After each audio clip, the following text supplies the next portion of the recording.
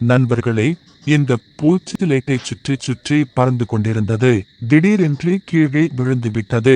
முதலில் எனக்கும் இது இறந்து விட்டதோ என்று தோன்றியது. அந்த நேரத்தில் ஒரு எறும்பு அருகே வந்து அதை சிறிது நேரம் பார்த்தது. ஆனால் அடுத்த நொடியில் அந்த பூச்சி மீண்டும் துடிக்கத் தொடங்கியது.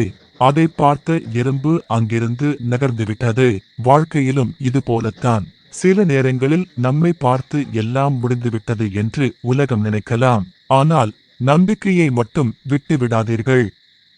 ஒரே ஒரு நொடி போதும் மீண்டும் எழுந்து நிற்க.